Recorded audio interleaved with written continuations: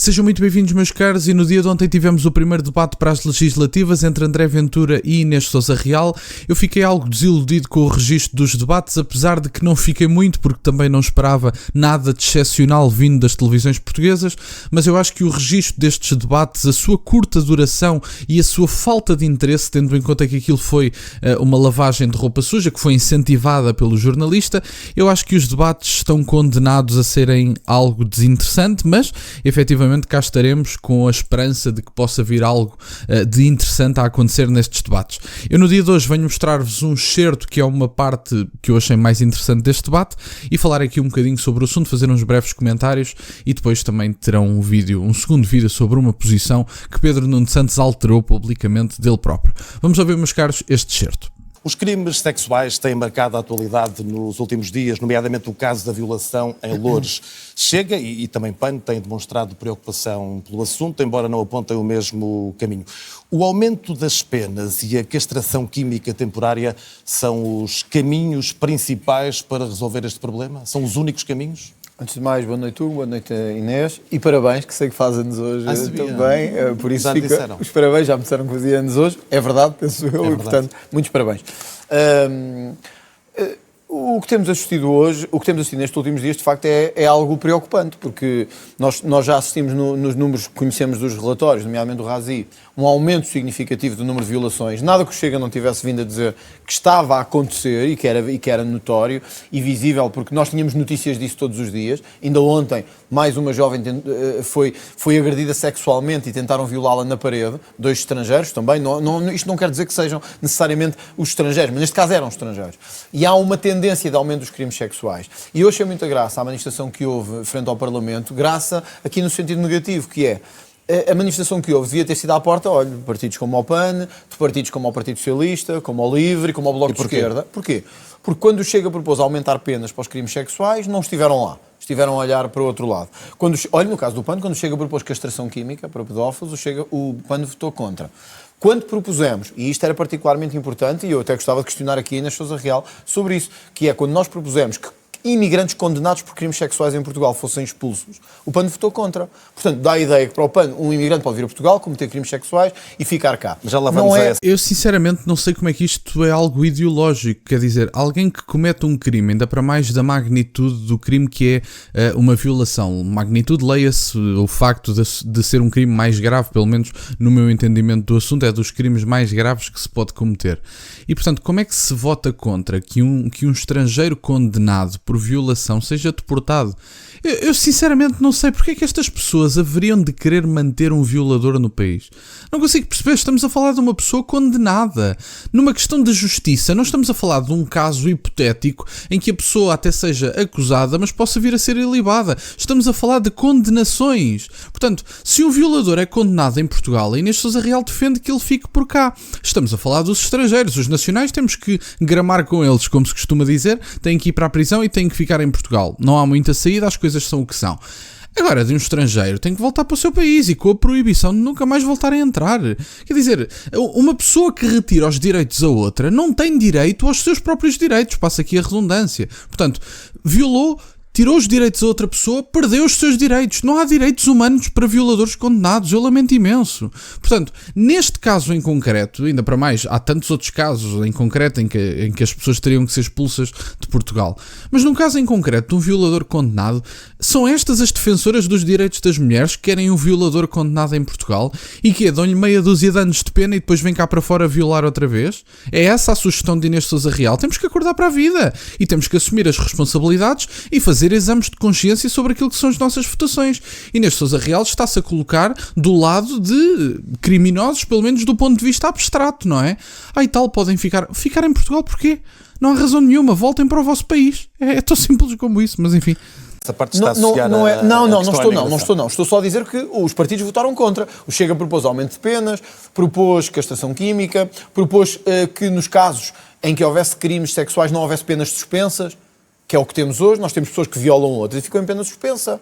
outros nunca chegam a ser julgados. Portanto, verdadeiramente, estamos numa situação de verdadeira impunidade. E o Chega lutou contra isso. Aliás, foi o único partido que lutou contra isso. PAN, Iniciativa Liberal, PS, PSD, não estiveram lá, olharam para o lado, que aliás era uma boa justificação. Seguramente para a Inês Sousa Real acreditará que tem lutado. Já agora, eu sei isso. que a Inês Sousa Real falar agora e também terá a oportunidade de dizer isto, mas Hugo, nós estivemos, mesmo no caso dramático, porque não é só os crimes sexuais da violência doméstica, o Chega propôs mais casas-abrigo, propôs mais apoio municipal às mulheres. Tudo isto foi chumbado, neste caso não foi pelo PAN, diga-se em abono da verdade, mas pelo governo da AD.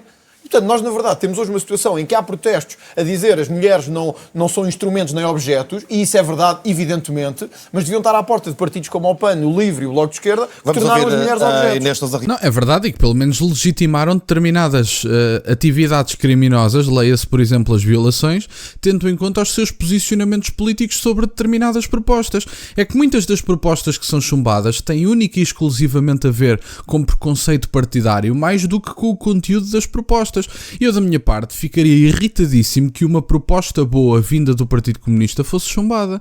Uma proposta boa vinda do Bloco de Esquerda, eu ficaria aborrecidíssimo se fosse chumbada pelo Chega. Estamos a falar de propostas que muitas vezes são coisas que acabam por unir todos os partidos, que são propostas apartidárias, leia-se, propostas que não têm propriamente um grande fundo ideológico e que qualquer pessoa pode aprovar, quer dizer, também dependendo da sua visão de mundo, mas à partida qualquer pessoa poderá aprovar, e essas propostas existem e até aparecem com alguma frequência. Eu gostava só de deixar duas notas finais sobre esta questão. Dada a altura, e para quem quiser ver a reação completa a este debate e a análise a este debate, eu fiz uma live stream ontem, estou aqui a fazer um vídeo sobre uma parte do debate que achava relevante, mas eu gostava de deixar aqui uma nota sobre uma pergunta que dada a altura o jornalista faz. Bom, mas André Ventura não sente que está a contribuir para as sensações de insegurança dos portugueses com o seu discurso?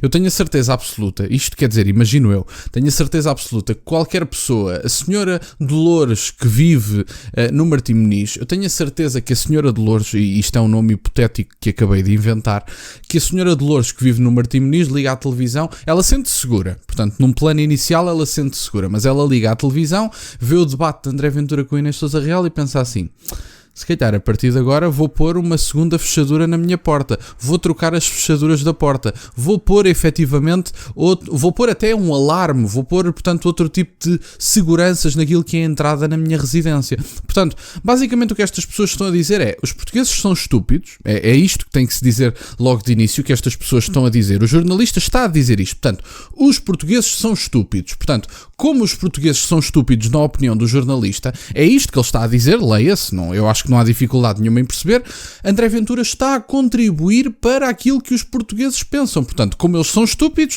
tem que haver alguém que diz o que é que eles pensam. E como alguém que diz o que eles pensam diz que eles se sentem inseguros, eles então sentem-se inseguros e absorvem essa insegurança, esse sentimento de insegurança. Portanto, basicamente, quando se faz estas perguntas de não sente que as suas formas de estar, o seu discurso, o seu palavreado contribuem para o sentimento de insegurança dos portugueses, o que eu ouço de imediato é: os portugueses são estúpidos e precisam que alguém diga o que eles sentem. E portanto, como o jornalista pensa isto, faz esta pergunta a André Ventura. Deixe-me dar-lhe uma novidade, senhor jornalista, e qualquer pessoa que esteja com esta conversa nos meios de comunicação tradicionais ou até mesmo alternativos.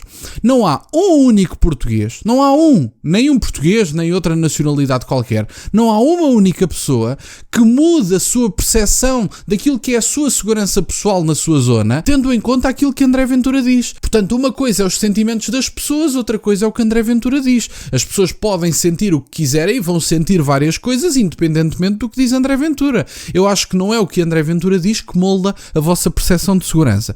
E eu só não gosto é que andem em direto com estas perguntas a deixar implícito: os portugueses são estúpidos e, portanto, o André Ventura é que lhes diz o que eles sentem. Portanto, não deixa de ser curioso que, ainda para mais, é uma pessoa que vocês dizem que ninguém o grama. Portanto, se ninguém grama o André Ventura, como é que ele molda a percepção dos portugueses sobre a insegurança? Vocês dizem que ninguém o grama, mas ele ainda assim molda a percepção dos portugueses sobre a insegurança. Mas enfim, já nem vou entrar por aqui. Sobre a questão dos debates, deixar aqui apenas esta nota final. Acho que os debates são sinceramente fraquinhos. Não na medida em que os participantes, não atacando Inês Sousa Real, nem André Ventura, nem Paulo Raimundo, nem Luís Montenegro, que já debateram ontem, mas eu acho que os moldes destes debates são mesmo muito fraquinhos, na medida em que são debates em que, ontem, por exemplo, os dois candidatos, portanto, os dois participantes do debate, que a Inês Sousa Real não é propriamente candidata à Primeira-Ministra, mas enfim, os dois participantes no painel tiveram 14 minutos e muitos segundos, portanto, tiveram aqui 14 minutos, que não foi propriamente esclarecedor para coisíssima nenhuma, perguntas dos jornalistas que incentivavam ao confronto de roupa suja mais do que propriamente ao confronto de propostas, e portanto, debates curtos, sem grande profundidade, interrompidos constantemente pelos jornalistas, com perguntas que incentivam mais a politiquice do que propriamente a política e as propostas. E portanto, eu acho que são debates medíocres na sua estrutura.